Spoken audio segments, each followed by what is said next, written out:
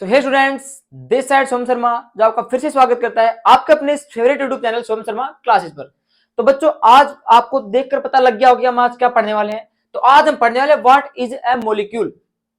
वैसे आप सबको पता है कि जो मेरे शुरू से पढ़ता आ रहा है उसको पता है कि सर मॉलिक्यूल क्या होता है, कि सर एटम आते हैं, मिलते हैं और मॉलिक्यूल बना देते हैं।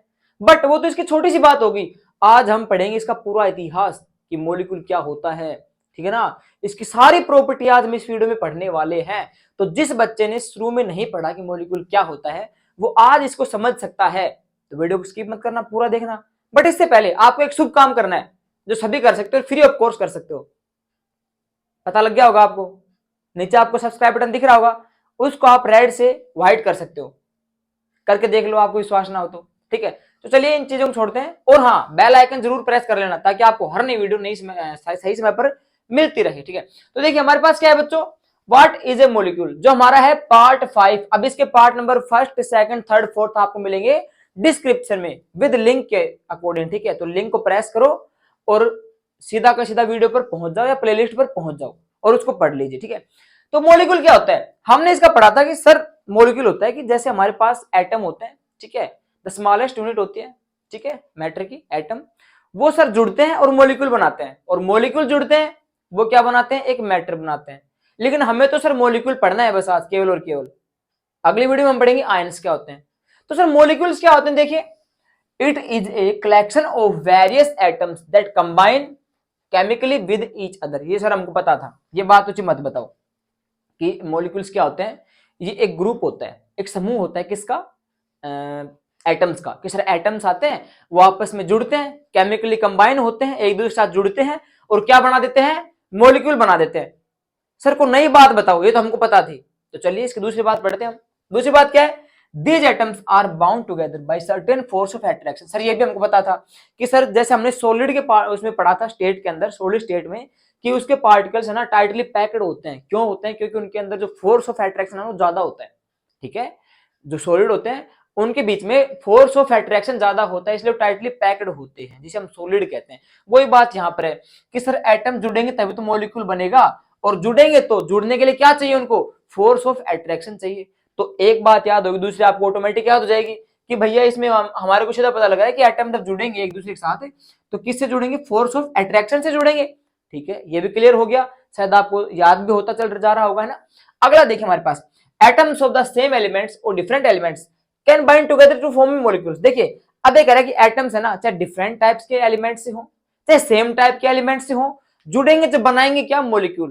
भाई वो बाद की बात है कि हम उनको कंपाउंड कहेंगे या एलिमेंट कहेंगे, कुछ भी अलग बात है। लेकिन ये कह रहा है कि चाहे वो सेम टाइप के हो चाहे वो डिफरेंट टाइप के हो, जुड़ने के बाद बनाएंगे मॉलिक्यूल ही। फॉर एग्जाम्पल हमारे पास यहाँ पे देखिए, ये हमारे पास हो गया O3।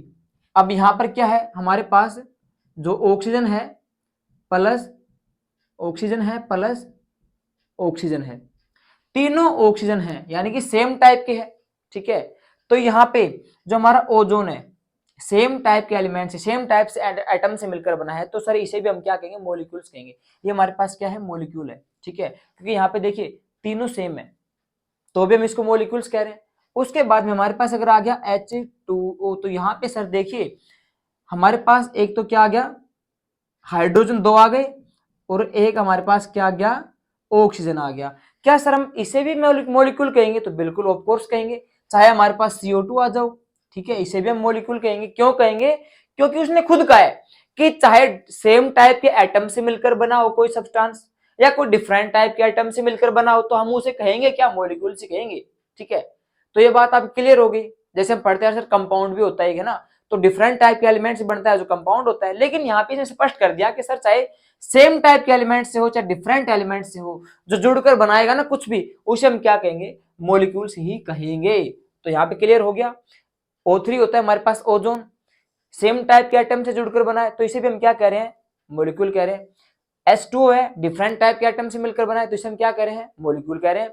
CO2 है, इसे भी हम क्या कह रहे हैं, मॉलिक्यूल कह रहे हैं। समझ में आ गया आप सभी लोगों को। चलिए आगे पढ़ते हैं हम लोग। A molecule is a smallest particle, molecule भी स्मॉलेस्ट पार्टिकल होता है, आप सभी को पता है इस बात का।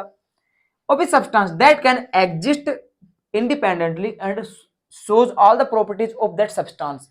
यानी कि कह रहा है, अभी तक हमने पढ़ा था कि कोई भी एटम है ना सर वो इंडिपेंडेंटली जो है फ्रीली नहीं रह सकता, क्योंकि वो बहुत ज्यादा रिएक्टिव होता है, किसी के साथ भी रिएक्शन कर सकता है।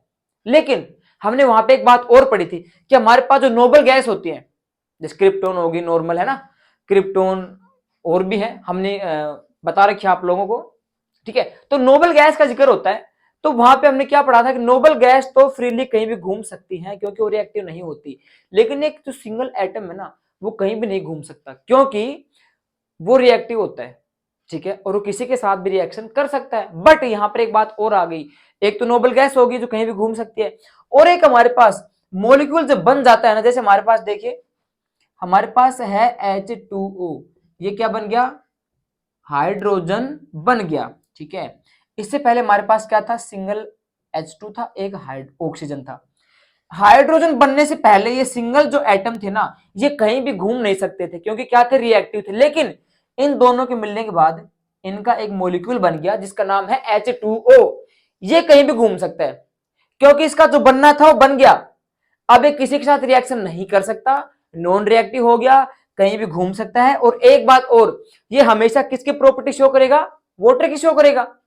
वैसे हमारे पास CO2 होता है, CO2 भाई, CO2 कार्बन डाइऑक्साइड है, क्या है, कार्बन डाइऑक्साइड, ठीक है। कार्बन डाइऑक्साइड बनने से पहले हमारे पास कार्बन था, ऑक्सीजन के 2 एटम थे, लेकिन ये बन चुका कार्बन डाइऑक्साइड, बनने से पहले हमारे पास इसका कार्बन था और ऑक्सीजन के 2 पार्ट थे, वो रिएक्टिव थे क्योंकि वो सिंगल एटम थे। लेकिन अब इसका मॉलिक्यूल बन गया, समझ में मैं क्या कह रहा हूं, यानी कि जब सिंगल एटम रहता है वो कर सकता है, रिएक्शन कर सकता है, दूसरे एलिमेंट्स के साथ कर सकता है। बट अभी क्या बन गया, मॉलिक्यूल बन गया। मॉलिक्यूल बनने के बाद ये किसी भी जो हमारे पास एटम्स हैं नेचर के अंदर उनके साथ रिएक्शन नहीं कर सकता क्योंकि इसका जो बनना था वो बन चुका, हाइड्रोजन बन गया।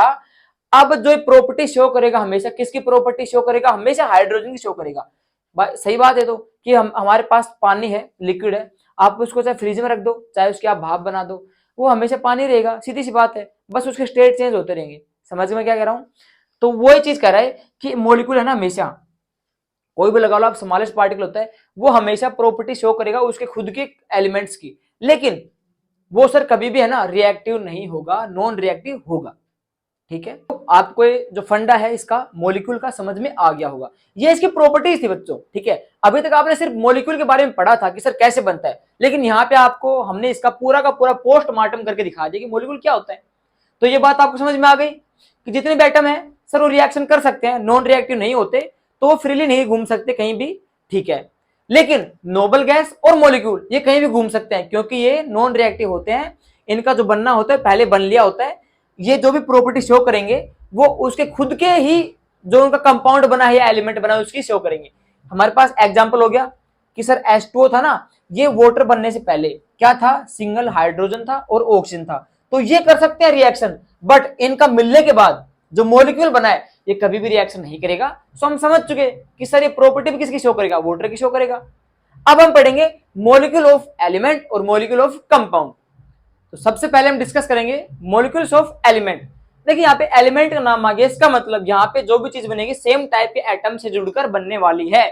तो देखिए the molecules of an element means two और more atoms of the same elements are combined together. Sir इसमें जो भी चीज बनेगी नहीं वो किससे बनेगी, सेम टाइप के एटम से जुड़कर बनने वाली है। फॉर एग्जाम्पल हमारे पास यहाँ पे देखिए हमने टेबल बना रखी है, आपको समझ में आ जाएगी, नॉर्मल है। देखिए मोनोटोमिक क्या होता है, सिंगल सिर्फ वन। डाई क्या होता है, जो 2 से मिलकर बना हो। ट्राई क्या होता है, जो 3 से मिलकर बना हो। टेट्रा क्या होता है, जो 4 से मिलकर बना हो। और जो पॉलीएटॉमिक होता है ये क्या होता है कि 4 से ज्यादा, यानी कि मोर क्वांटिटी रहने वाली है। अब देखिए सर हमने क्यों लिखे, क्योंकि हम देखने वाले हैं कि जो हमारे पास मॉलिक्यूल्स ऑफ एलिमेंट है उनके एग्जाम्पल कौन से हैं। देखिए हमारे पास जैसे हीलियम होता है, ये सिर्फ एक H से मिलकर बना है, ठीक है। हाइड्रोजन है तो सर इसमें क्या होगा, ये क्या है, डायटोमिक है, यानी कि 2 H से मिलकर बना है, H2 से मिलकर बना है, ठीक है, 2 H हो गए। ओजोन है सर ट्राइटोमिक है, यानी कि ये O3 से मिलकर बना है, O3 यानी कि सेम टाइप के एटम्स है भाई, 3 बार O है, 2 बार H है, 1 बार H है, यानी कि सारे एटम सेम ही है लेकिन क्वांटिटी थोड़ी ज्यादा है। टेट्राटोमिक है सर 4 होंगे इसमें लेकिन सेम टाइप के एटम होंगे। तो फोस्फोरस देखिए हमारा किससे मिलकर बना है, P4 यानी कि 4 बार फोस्फोरस, P, ठीक है, 4 बार हो गया। अब पॉलीएटॉमिक क्या होता है सर, वो ज्यादा, मोर क्वांटिटी, तो हमारे पास सल्फर हो गया। सर इसमें देखिए S8 होता है, इसका मतलब सर S8 है, 8 बार सल्फर से मिलकर ये चीज बन रही है सल्फर हमारे पास, तो S8 हमने कर दिया। ये हमारे पास पोलिटोमिक है, यानी कि ये जो हमारे पास है सारे सारे ये क्या है सर, ये मॉलिक्यूल्स ऑफ एलिमेंट है सर, वे मॉलिक्यूल्स, ये सारे क्या है मॉलिक्यूल्स हमारे, ठीक है, ये सारे हमारे पास क्या है मॉलिक्यूल्स है जो हमारे पास सेम टाइप के एटम से जुड़कर बने हैं। अब हम पढ़ेंगे मॉलिक्यूल्स ऑफ यानी कंपाउंड। अब जिसको मॉलिक्यूल्स ऑफ एलिमेंट समझ में आ गया तो उसको आराम से समझ में आ जाएगा मॉलिक्यूल ऑफ कंपाउंड। भाई उसमें क्या था, सेम टाइप के एटम, यहां पे क्या होगा, बस थोड़ा सा अंतर करना है आपको, डिफरेंट टाइप के एटम्स मिलकर क्या बना रहे हैं, मॉलिक्यूल बना रहे हैं, उसे हम क्या कहेंगे, मॉलिक्यूल्स ऑफ कंपाउंड। देखिए इसने भी ये बता रखा हमें कि atoms of different elements join together in definite proportion to form molecules of compounds. ठीक है, अब यहाँ पे कहोगे सर ये डेफिनेट प्रोपोर्शन कहां से आ गया, तो जिस बच्चे ने हमारी क्लास शुरू से ली है उसको पता है हमारे पास एक चीज आई थी, लॉ ऑफ डेफिनेट प्रोपोर्शन या लॉ ऑफ कांस्टेंट प्रोपोर्शन।